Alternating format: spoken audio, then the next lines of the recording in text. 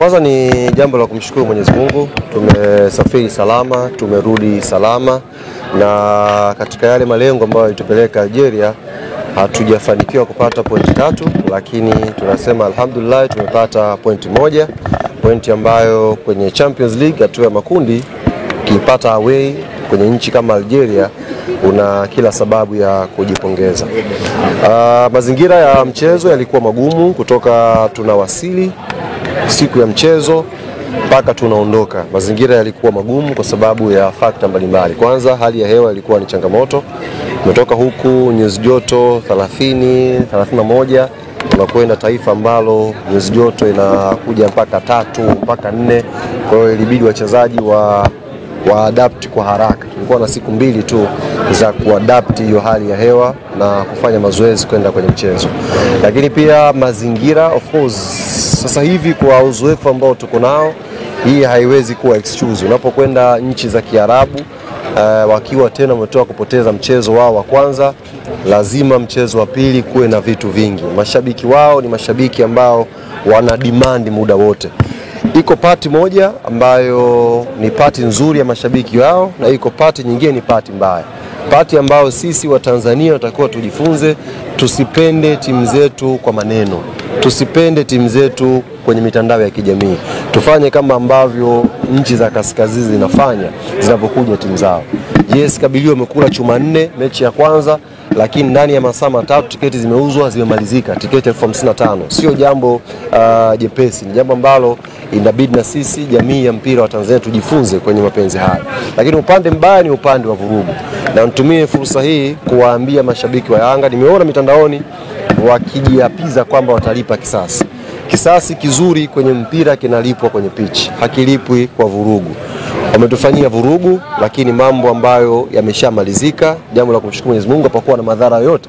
Hakuna mtu ambaye yani imetua tu simu zinaanza kuita. Unaweza kuta jasusi huyu. Maana unajua kimsingi imeniuma, tazungumza lakini imeniuma sana. Mkutano umeanza mpaka umeisha, nipo angani, sina internet. Sijui kilichoendelea. Kwa hiyo inawezekana sasa jasusi anataka kunigia taarifa. Nitakuja kuwapa. Hamna taarifa za ndani, nitawapa, msio na wasiwasi. Kwa hiyo tunamshukuru Mwenyezi Mungu katika mazingira haya. Lazima mashabiki tujifunze kupenda timu zetu kwa vitendo, lakini tusijifunze kufanya vurugu pindi ambako timu zetu zinafuta matokeo. Leo hii nani anajua, pengine umejiweka kwenye hatari ya kufungiwa, kuna adhabu klabu zinapata. Kwa hiyo ni vurugu za muda, lakini madhara yake ni makubwa. Sasa CAF faini zao ni kubwa sana. Kwa hiyo tujifunze, tumeumia lakini tujifunze kuwa wastaarabu, wavumilivu. Sisi kisasi tukakilipe kwenye pitch. Pengine kuna hatua yote ambayo mmeichukua, labda kupeleka barua ya malalamiko CAF? Sasa sisi hatua namba 1 ni tunapeleka malalamiko yetu kwa msimamizi wa mchezo, General Coordinator ambaye yuko pale. Lakini tukio lilikuwa linahusisha usalama, maana kuna security officer wa CAF yuko pale.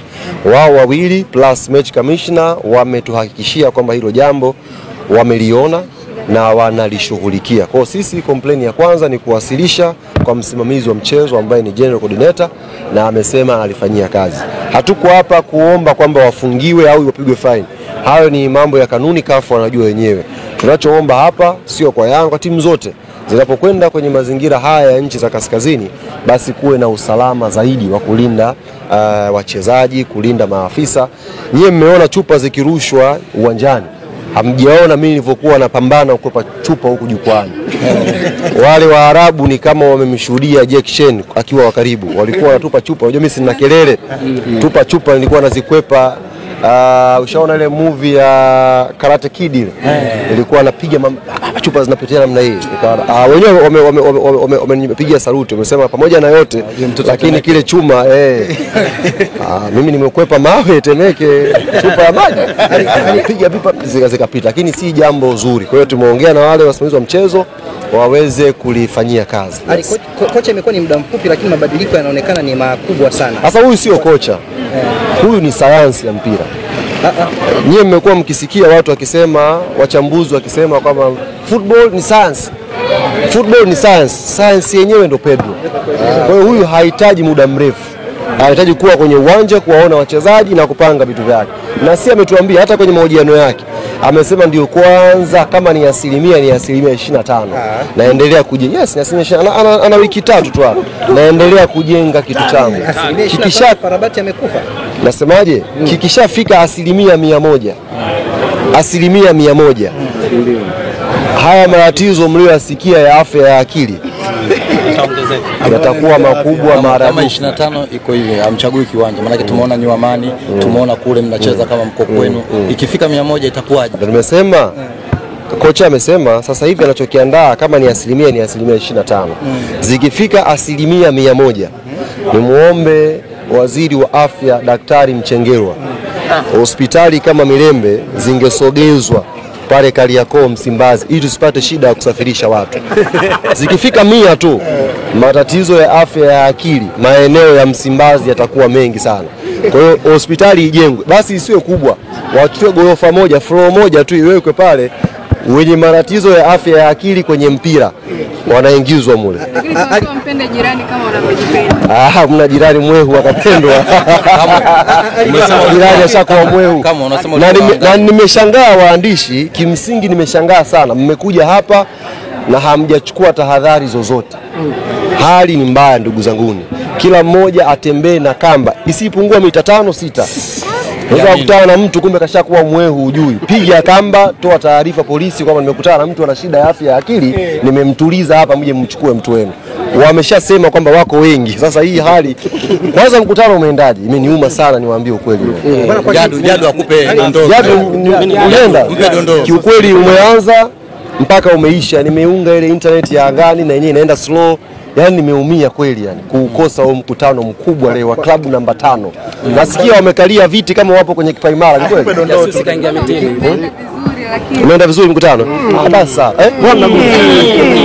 Jasusi kaingia mitini. Imefanyika dua kwa ajili ya kumtorosha mwenyekiti.